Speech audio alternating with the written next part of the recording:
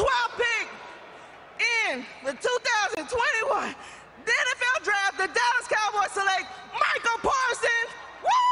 Linebacker, Penn State. Yes! Hey guys, welcome back to another video, and this time in honor of Hard Knocks, I'm making one on the Cowboys. So just so you guys know, I legitimately read every single one of your comments, and a Cowboys video is really heavily requested, so I decided to make one. But also there's a lot of comments requesting videos that I've already done. So just so you guys know, I've already made videos on all these teams on the screen here. I'll even link them down below for you guys to check them out.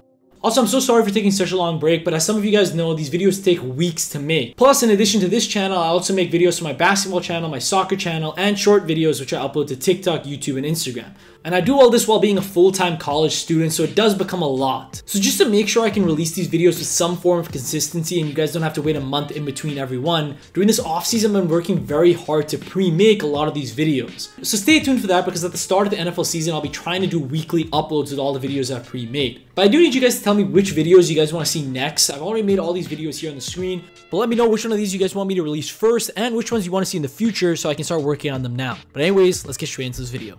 So before we jump into the Cowboys 2014 season, I have to talk a little bit about their history. So in the 90s, the Cowboys were an incredible team, earning them 3 Super Bowl victories in only 4 years. In the 2000s, they slowed down a bit but still had 4 playoff runs. But now in the 2010s, they had a terrible stretch of football, ending with a 6-10 record in 2010 before going 8-8 for 3 straight seasons.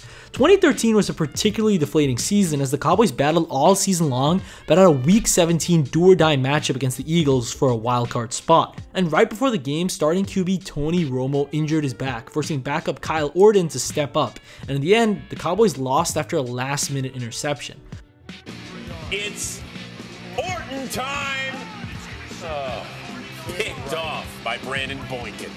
But their problems weren't really with their offense as much as it was with their defense, which last season had allowed 6,645 yards, the 3rd most in NFL history. So coming into the 2014 offseason, the Cowboys had a lot to improve on before they became contenders. With the 16th pick in the 2014 NFL Draft, the Dallas Cowboys select Zach Martin, guard, Notre Dame. So with this year's first-round draft pick, the Cowboys made moves to protect Tony Romo from further injuries by drafting their 2nd straight first-round offensive line player after drafting Travis Frederick last year and Zach Martin this year. But other than that, most of their picks and offseason acquisitions focused on signing defensive players to help out their league-worst unit. But even with these signings and acquisitions, the defense still looked incredibly weak, mostly because of the loss of 3 huge players in DeMarcus Ware and Jason Hatcher, plus linebacker Sean Lee, who was out for the season with an ACL injury. And even with their incredibly powerful offense of Tony Romo, DeMarco Murray, Dez Bryant, and Jason Witten, and an incredible offensive line, the defense looked way too weak, and now analysts were saying an 8-8 record was optimistic, with Bleacher Report and CBS Sports predicting a 6-10 record. And in the first game of the season, the analysts seemed to be right, as the Cowboys lost to the 49ers after their defense allowed 21 points in the first 10 minutes of the season, from which the Cowboys never recovered. But after that loss, everything started to click for the Cowboys, who started to win games. And these wins were in part thanks to the emergence of the offensive line, which had become one of the best in the league with rookie Zach Martin, which was huge in creating their dominant run and passing game. Also, the defense saw the unexpected emergence of Orlando McClain along with Jeremy Mincey, Tyrone Crawford, and DeMarcus Lawrence, leading them from an all-time terrible defense to a middle-of-the-pack defense, allowing the Cowboys to finish with a 12-4 record for a wild-card spot. Same limo. Different salary structure. Romo, spin, throw, end zone, caught! Terrence Williams, touchdown Cowboys! In their wildcard matchup against the Lions, the Cowboys went down 14 points before they rallied late in the 2nd quarter, leading a comeback and holding off the Lions to win the game. This game was very controversial because of an overturned pass interference call, but regardless, the Cowboys had won their first playoff game in 5 years, and excitement was brewing in Dallas. Cowboys 46. This is the play we were talking about. Stafford to Pettigrew. Looks like he's face guarded by the Dallas Cowboys. I'm going to argue no flag on that. And then the flag that was thrown on this was picked up. You never touched that. You were allowed to do that inside the tackle box. Romo buys time and finds Terrence Williams. First Cowboy, 2 more touchdowns. In their divisional matchup against the Packers, the game once again ended with a controversial referee decision after a late go-ahead Dez Bryant reception was overturned. That play, along with an unlucky fumble from DeMarco earlier, sealed the Cowboys' fate as they lost by 5 points. Up top to their beast and hope he makes a play, and he does! It's Rule. Going to the ground, by rule, he must hold onto it throughout the entire process of contacting the ground. He didn't, so it is incomplete. And each time, one more 3rd and long. The Cowboys need a stop after the 2-minute warning, and even though the ball is tipped, it still winds up in the hands of Cobb. But before we can get into the rest of this video, I need to give a huge shout out to the sponsors that made this whole video possible. Keeps. So Keeps is a subscription-based service that makes it easier and more affordable for men to treat male pattern baldness. And you might be thinking, what's this got to do with me? I have at least until 50 years old before I start to bald. But what shocked me is that 2 out of every 3 men will experience some form of male pattern baldness by the age of 35. That means between you, me, and some other guy, 2 of us need to start thinking about some proactive treatment. And this is where Keeps comes in, as you submit your information to Keeps and a licensed doctor will review it and choose the right treatment for you, and then ship out this treatment every 3 months. And you can message this doctor 24/7 with any questions and concerns, and he can even measure your progress using the Keeps tool. So if you're ready to take action and prevent your hair from disappearing, go to keeps.com/ank or click the link in the top of my description to get 50% off your first order. That's keeps.com/ANK. But anyways, let's get back to the Cowboys. The Dallas Cowboys select Byron Jones, defensive back, Connecticut. So coming into the next season, their biggest problem was their loss to DeMarco and Murray, who decided to sign with the rival Eagles and was a major part of their offense last year. So the Cowboys decided to sign Darren McFadden to compete with their other running back Joseph Randle for the starting spot. But other than the rushing game, the Cowboys looked equally as strong as last year, with most of their offensive line and receivers returning for the 2015 season. Plus, the defense looked primed for another drastic improvement with the return of Sean Lee from his ACL injury and the further development of DeMarcus Lawrence, leading analysts into predicting a 12-4 record. And at the start of the season, everything was going exactly the plan, as the Cowboys started with a strong 2-0 performance. But suddenly, disaster struck as Tony Romo broke his collarbone, forcing him to miss 8 weeks. The Cowboys would then proceed to lose the next 7 games straight, forcing the Cowboys to play Romo against the Dolphins, even though he wasn't fully healed. And after winning the game, he re-injured his collarbone the next game, forcing him to miss the rest of the season, where the Cowboys went 1-5 for a 4-12 record. Romo loses the ball. Romo. The Eagles get a much-needed turnover as they take over at their own 39. Again, they crash in on him. Thomas Davis. You know, he took a lot of hits last week against Miami, Jim. Yes, he did. He was under. The Dallas Cowboys select Ezekiel, Elliott, running back, Ohio State. So coming into the 2016 season, the Cowboys were split. The front office wanted to improve their defense by drafting Jalen Ramsey, but owner Jerry Jones wanted a better, more dominant running back, leading them into drafting Ezekiel Elliott.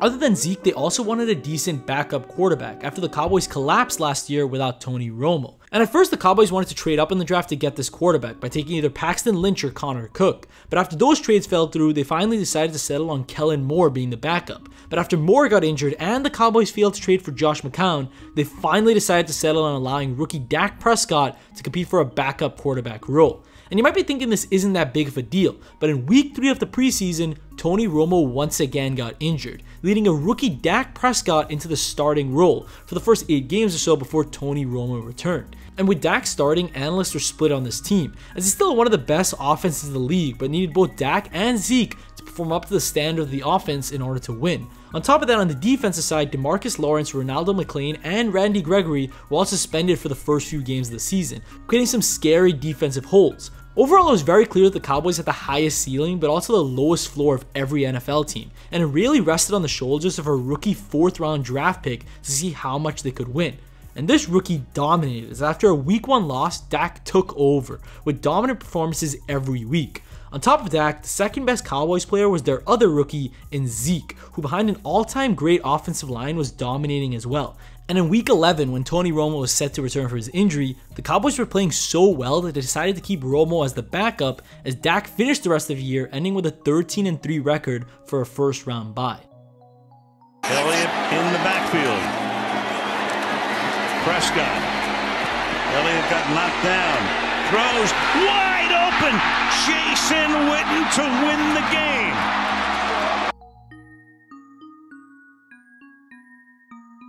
So for this playoff screen, I added the ESPN win probability graph, and just to quickly explain it for those who don't understand, it's a graph which continuously throughout the game calculates each team's probability of winning, with the Cowboys on the bottom and Packers on the top. But anyways, the divisional game against the Packers was incredibly dramatic, as after being down 15 heading into the fourth quarter, DAK rallied the Cowboys to tie the game at 31-all, before Rodgers made hugely clutch plays to get the Packers into field goal range, where they barely won as time expired. Bailey knocks it through.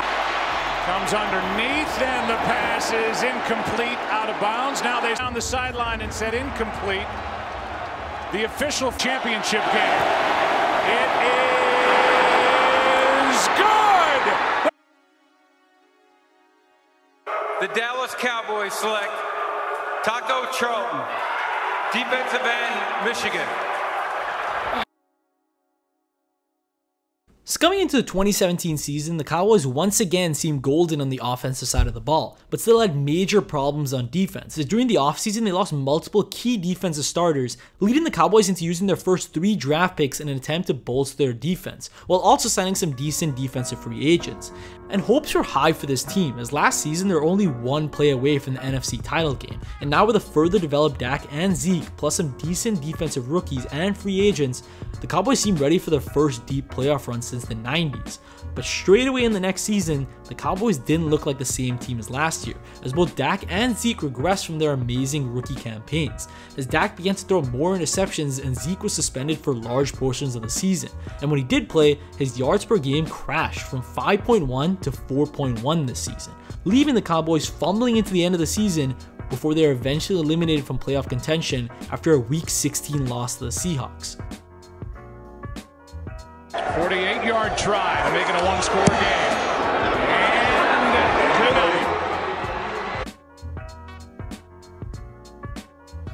night. The Dallas Cowboys select Leighton Vander Esch, linebacker, Boise State. So during the offseason, the Cowboys suffered their biggest losses to their offense after longtime Cowboys staples Jason Witten and Dez Bryant left the team. On top of that, they once again lost key defensive veterans, and the way they addressed this was mostly through the draft, with Vander Esch and Michael Gallup hopefully filling out some of these holes. So now looking at this team, there are a lot of questions surrounding their ability to play at the highest level, especially DAK, as in his rookie year he played like a future NFL superstar, but then followed it up with a very average season. So for the first time in a while, eyes were on the Cowboys' offense rather than the defense, as during the preseason it seemed like the Cowboys' defensive additions had actually made the team much better, especially the offseason move of moving Byron Jones from safety to cornerback and the emergence of rookie linebacker Vander Esch. And in the first few games of the season, the entire Cowboys script was switched, as the defense was performing well, but the offense was held to 20 or less points for 6 out of 8 games, leading the Cowboys into making a blockbuster trade, sending their first-round pick for Amari Cooper, and he instantly made an impact as the offense started churning once again, allowing the Cowboys to finish the season with a 10-6 record for a wild card spot. Prescott goes to the end zone. Pass is caught. Cooper, touchdown. In their wildcard matchup against the Seahawks, both the Cowboys' offense and defense dominated, as their defense held the Seahawks' #1 rushing offense to only 73 yards, as Zeke himself ran 137 yards, including the go-ahead touchdown to win the Cowboys' first playoff game of the Zeke and DAK era. Elliott bouncing. Ezekiel Elliott down inside. But that's the speed that Penny gives him. Now Penny goes backward, and Randy Gregory made the stop. But in their divisional matchup against the Rams, the powerful Cowboys' rush defense from the wildcard was nowhere to be seen, as the Rams ran a franchise record 273 yards to take a 15-point lead in the fourth quarter. And despite a late Dallas touchdown, the Rams rushing core was able to get key first downs to eliminate the Cowboys. C.J. Anderson gets into the act. Prescott keeps and reaches for the touchdown. Goff will run it and get it. Another first down. Down he goes, and this And after this game, frustration started to boil, with most of it being focused on head coach Jason Garrett, who had remarkably kept his job through his long decade of disappointments. And it's kind of hard to describe, but if you actually watch the divisional game, it was not nearly as close as the score made it seem. And coming into the next season, it was clear that Jason Garrett had one final season to prove his ability as the head coach. Yes, sir. Hey, man, how you doing? I'm good, Coach. How about you? Hey, man, you did a hell of a job in that room with Rod. I was highly impressed. I'm Yes, so glad to have you. Yes, sir. Yes, sir. Thank you. So coming into the next season, the Cowboys didn't really have any major issues to fix at a single position, but the failure of the rush defense in last year's divisional prompted the Cowboys into drafting Hill and signing some more defensive linemen to hopefully prevent future collapses. And with this change, expectations were high, mostly because of the breakout potential of a lot of Cowboys players. On offense, both Zeke and Michael Gallup looked prepared to post an MVP and Pro Bowl season respectively. And almost every member of the defense looked like they were prepared to elevate the Cowboys into one of the top defenses in the league, with Byron Jones, DeMarcus Lawrence, Vander Esch, Jalen Smith, and Chidobe Awuzie all looking extremely promising. And against the three easy teams on their schedule, the Cowboys dominated, getting out to a 3-0 start before losing their next 3 games to somewhat better opponents. And this pattern would continue for the rest of the season, as the Cowboys had a knack for dominating against weaker opponents and collapsing against real contenders. And it wasn't until week 15 when the Cowboys finally beat a team that was playing above 500 football. But in the end, the Cowboys finished with a classic 8-8 season, missing the playoffs. 3rd down and 2. Prescott gets it, still rolling. Stiff arms a tackler. The Dallas Cowboys select C.D. Lamb, wide receiver, Oklahoma. So coming into this offseason, hopes are slightly higher than last year because the Cowboys had finally fired Jason Garrett and instead replaced him with Mike McCarthy. On top of that, in the NFL draft, C.D. Lamb had slipped, allowing the Cowboys to select him at the 17th pick, giving DAK another weapon which last season at times he needed down the stretch. And while the Cowboys did lose some key defensive players, they managed to sign some veterans to pair alongside DeMarcus Lawrence to reinstate a decent defense.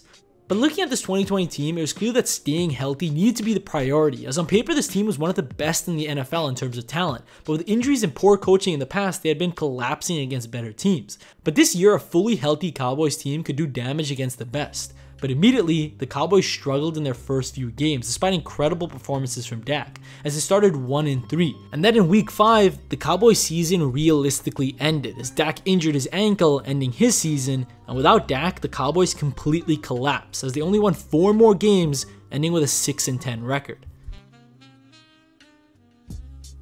Breaks the tackle. Picks up a total of 9 more. Oh no! Oh no! So I'm making this video and publishing it around August 15, 2021, before even the end of the preseason games. And looking at this 2021 roster, it's hard to judge what will happen. The Cowboys receiving core is one of the most gifted in the entire NFL. And with DAK returning, I can see them becoming a top offense in the league. With that being said, their defense looks very, very bad. And unless the defense can step up like they did in 2018, or their draft class becomes a 2016-esque historic class, the Cowboys are in big trouble on defense. But I do think the offense is actually good enough to single-handedly make the Cowboys competitive, especially in their division. I wouldn't be surprised next season if we see a deep Cowboys playoff run. But anyways, that's going to be all from me, guys. Remember to let me know which teams you guys want to see next, but I'll see you guys next time. Peace.